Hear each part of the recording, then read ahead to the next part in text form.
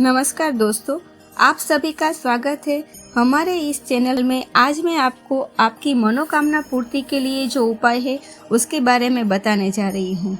अगर आपके जीवन में कोई ऐसी आपकी मनोकामना है जिसके लिए आपने बहुत प्रयत्न बहुत कोशिश कर ली है पर आपकी वह मनोकामना पूर्ण नहीं हुई है, या आपके घर में आपके घर परिवार में दरिद्रता ने आपको घेर कर रख ले गया है, मतलब कि आपके घर में कुछ अच्छा होता ही नहीं है, सब कुछ उल्टा ही होता रहता है, तो उस स्थान पर हम आपको आज की जानकारी में दो ऐसे नए उपाय बताने वाले हैं जिनमें से पहला उपाय है वह आपकी मनोकामना पूर्ति का होगा। उसके बाद में दूसरा उपाय आपके घर से दरिद्रता को दूर करने का होगा। पहला उपाय मनोकामना पूर्ति का उपाय है। यह जो उपाय हम आपको बताने जा रहे हैं यह आपकी किसी भी प्रकार की मनोकामना को पूर्ण कर देगा, पर उपाय को पूरे मन से आपको करना होगा।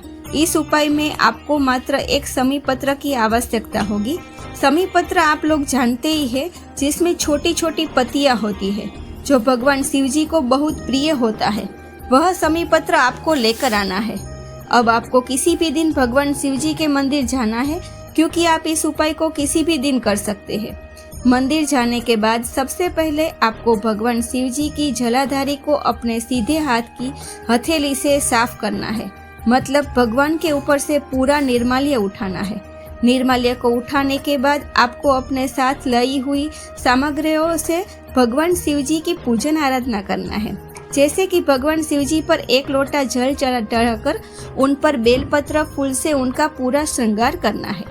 जैसे ही आपका श्रृंगार पूरा हो जाए, श्रृंगार करने के बाद आपको भगवान शिव जी के पास में बैठकर यह उपाय करना है। अपना वह समी पत्र निकाल लीजिए जो कि आप इस उपाय को करने के लिए लेकर आए हैं।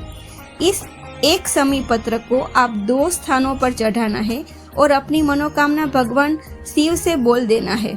तो सबसे पहला जो स्थान है वह है भगवान शिव जी के शिवलिंग के ऊपर जो जलाधारी होती है, वहां पर आपको यह समी पत्र पहले चढ़ा देना है, मतलब स्पर्श कराना है। आपको यह समी पत्र जलाधारी पर मात्र स्पर्श कराना है, मतलब छुआना है, और वापस से इस समी पत्र को उठाकर भगवान शिव जी के शिवलिंग के ऊपर आपको इसे समर्पित कर देना है। जब आप यह समी पत्र भगवान शिव जी के शिवलिंग के ऊपर साबित कर रहे हो तो उस समय आप भगवान शिव जी से अपनी मनोकामना जरूर बोल दीजिए। दोस्तों, अगर आपको यह प्रदीप मिश्रा जी के उपाय अच्छे लगते हैं तो आपको मेरे ऐसे ही वीडियो देखते रहिए, जिसमें आपको सभी उपाय बहुत ही अच्छी तरह से मैं आपको बताती रहती हूँ। दूसरा उपाय है दरिद्रता दूर करने का उपाय। सबसे पहले आपको यह समझने की जरूरत है कि दरिद्रता क्या चीज होती है। दरिद्रता वह चीज होती है जो आपके घर में कभी कुछ अच्छा होने ही नहीं देती है। जैसे कि हमेशा आपके घर में कोई ना कोई दुख और समस्या लगी ही रहती है।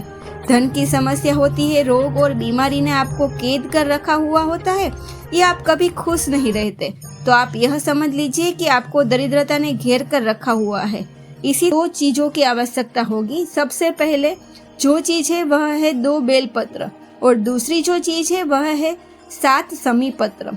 2 बेलपत्र और 7 समी पत्र को लेकर भगवान शिव जी के मंदिर आप किसी भी दिन जाकर यह उपाय कर सकते हैं। इस उपाय को करने से पहले आपको भगवान शिव जी के मंदिर में जाकर भगवान शिव जी की शिवलिंग की पूजन आराधना जरूर कर लेनी है। उसके बाद ही आपको भगवान शिव जी के पास बैठकर यह उपाय करना है। इस उपाय में सबसे पहले आपको 2 बेलपत्री के 2 स्थानों पर समर्पित करना है। वह आप लोगों को सुनना होगा। अपनी सबसे पहली बेलपत्री को निकाल लीजिए और इस बेलपत्र को भगवान शिव जी को जलाधारी होती है, जलाधारी पर उसे समर्पित कर दीजिए। मतलब भगवान शिव जी के शिवलिंग के सामने जो जलाधारी का हिस्सा होता है वहां पर इसे समर्पित कर दीजिए। अब जो दूसरी बेलपत्री होगी, इस दूसरी बेलपत्री को आपको भगवान शिव जी के शिवलिंग के पीछे को हल्का सा जलाधारी का हिस्सा रहता है, वहां पर आपको समर्पित करना है। मतलब पहली बेलपत्र आपने शिवलिंग को के आगे समर्पित करी जलाधारी के ऊपर, अब दूसरी बेलपत्र आपको शिवलिंग के पीछे जलाधारी के ऊपर ही समर्पित करना है। अब आपके पास जो 7 समी पत्र है इन 7 समी पत्र को भगवान शिव जी के शिवलिंग के ऊपर एक एक करके समर्पित कर देना है और समर्पित करने के बाद भगवान से यही प्रार्थना कर लेना है कि आपके घर में जो भी दुख और समस्या चल रही हो, उस समस्या जिस भी प्रकार का कष्ट चल रहा हो, उसके बारे में आपको भगवान से विनंती कर लेना है। यहाँ इस उपाय को करने से आपकी सारी दरिद्रता दूर हो जाएगी। यही दोनों उपाय आप किसी भी दिन कर सकते हैं, पर उपाय को करने का जो समय रहेगा वह प्रातः का सुबह भी आप इस उपाय को कर सकते हैं और शाम के समय भी इस उपाय को कर सकते हैं। दोस्तों, अगर आपको ये मेरा वीडियो पसंद आया हो तो चैनल को लाइक कीजिए और सब्सक्राइब करना न भूलिए। धन्यवाद।